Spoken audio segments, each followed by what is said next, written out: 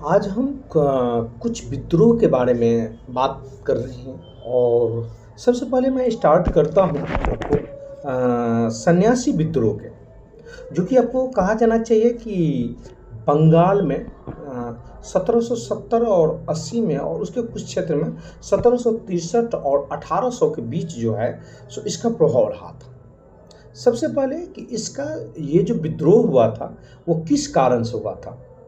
तो वहाँ क्या था कि अत्यधिक अंग्रेजों के द्वारा अत्यधिक शोषण हो रहा था, अकालों की निरंतरता चल ही रही थी, अंग्रेजों के द्वारा लूट खसोट हो रहा था, आर्थिक मंदी हो रही थी, राजनीतिक अशांति था। तो ये सब था जो कि आंदोलनों को आगे बढ़ाया जा सके। और इस सब से कुछ हट के जो तत्कालीन कारण था, मतलब कि कारण जो कि बहुत ही ज़्यादा प्रभावित जो किया सन्यासी विद्रोह को, मतलब कि करने के लिए, तो वह है आपको अंग्रेजों के द्वारा हिंदू और मुस्लिम के तीर्थ स्थानों यात्रा पर क्या किया, तो वो प्रतिबंध लगा दिया। मतलब कि ये किया गया कि वहाँ जो है सो आप कोई भी चाहे मंदिर हो या मस्जिद हो, तो कोई भी आदमी तीर्थ स्थान पर यात्रा नहीं कर सकते हैं। तो ये सबसे ज़्यादा विद्रोह हुई। अब बात है कि सन्यासी का विद्रोह का आपको प्रभाव क्षेत्र का क्या रहा, तो वह रहा आपको ढाका, रंगपुर और मैमनपुर। तो ये चीज़ जो है सो सबसे ज़्यादा रहा सन्यासी विद्रोह का। अब बात आता है कि आपका कि इस विद्रोह की मेन जो नेतृत्व करता था वो कौन था। तो मेन नेतृत्व करता था आपको भवानी पाठक और देव चौधराइन। इस आंदोलन के नेतृत्वकर्ता की यदि बात किया जाए, जो मेन उसका मतलब कि कहा जाना चाहिए जैसे करो या मरो, या करो या मरो सबसे पहले कौन कहा था, तो वो महात्मा गांधी कहा था। इसी तरह इस आंदोलन का जो मेन नेतृत्व करता था तो वो भवानी पाठक और देवी चौधराइन था। जैसे कि मुंडा विद्रोह का नेतृत्वकर्ता कौन था, तो बिरसा मुंडा था। तो इसी तरह सन्यासी विद्रोह का यदि नेतृत्वकर्ता की बात किया जाए तो वह सन्यासी भवानी पाठक और देवी चौधराइन था।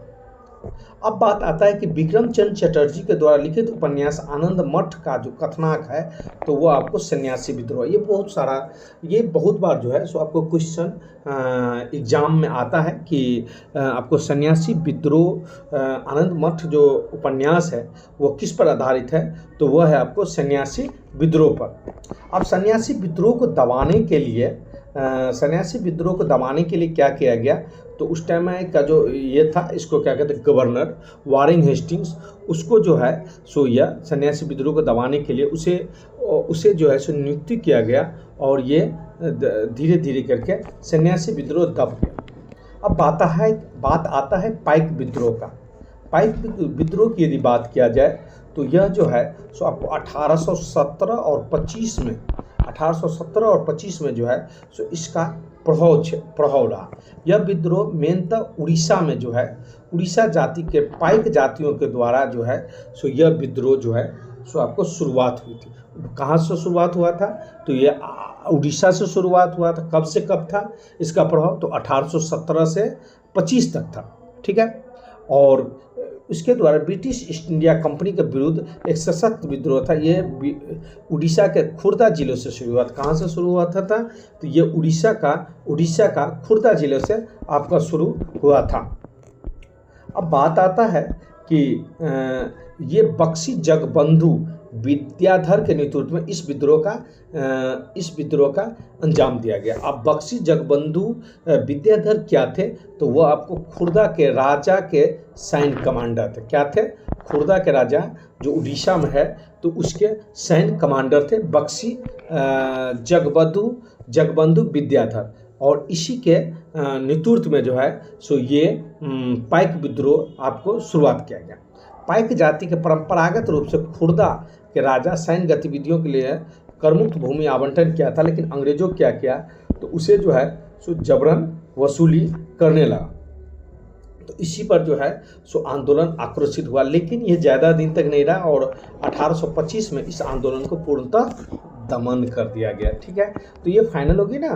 पाइक विद्रोह 1817 और 25 में था, और ये जो है उड़ीसा में पाइक जाति के द्वारा किया गया था, और बख्शी जगबंधु विद्याधर के नेतृत्व में इस विद्रोह का अंजाम दिया गया, जो कि खुर्दा जिला के सैन्य कमांडर थे, और 1825 में ये पूर्णतः दबा दिया गया। अब बात आता है कुका आंदोलन का।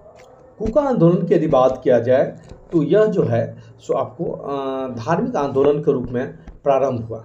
यह आंदोलन जो है सो धार्मिक आंदोलन के रूप में प्रारंभ हुआ, और ये जो है सो आपको इसका उद्देश्य था सिख धर्म के प्रचलित बुराइयों और अविश्वासों को दूर करना, परंतु पंजाब पर अधिकार के पश्चात राजनीतिक आंदोलन परिवर्तित हो गया। मतलब ये सिख आंदोलन पर जो है सो ये आपको प्रचलित बुराई करता था, तो इसी कारण कुका आंदोलन आपको कुका आंदोलन हुआ था।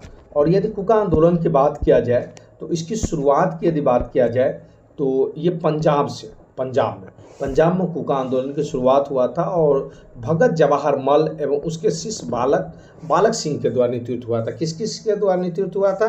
तो कुका आंदोलन जो है सो आपको कुका आंदोलन की शुरुआत जो है सो आपको पंजाब से हुआ था। भगत जवाहर मल के एवं उसके शिष्य बालक सिंह के नेतृत्व में हुआ था।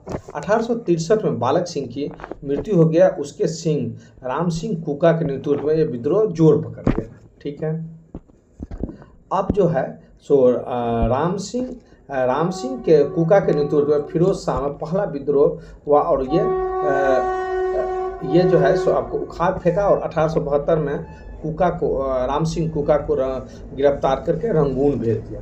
तो ये बात आपको समझ में आ गया। कुका आंदोलन के बारे में बात मैं कर रहा हूँ, ये 1840 और 72 तक इसका प्रभाव रहा था। ये आंदोलन का मेन प्रभाव था आपको धार्मिक आंदोलन के रूप में था, क्योंकि सिख पर जो है सो अंग्रेजों के द्वारा बहुत ज़्यादा प्रचलित बुराइयों एवं अंधविश्वासों का जो है सो आपको किया जा रहा था। लेकिन पश्चिमी पंजाब में कुका आंदोलन की शुरुआत जो है सो पश्चिमी पंजाब से हुआ था, और सरदार शुरुआत भगत जवाहर मल एवं उसके शिष्य को सिद्धू और कानू। इस विद्रोह का प्रभाव क्षेत्र यदि माना जाए तो वो दमान एकेहू संथाल परगना और दमान एकेहू माना जाता है। इस विद्रोह का नेता कौन था? तो सिद्धू और कानू था, और इस विद्रोह का प्रमुख क्षेत्र था दमान एकेहू और संथाल परगना। संथाल पूर्वी के भारत के विभिन्न क्षेत्र था, बीरभूम, बांकुड़ा, पलामू, छोटा नगर इत्यादि में फैला हुआ था।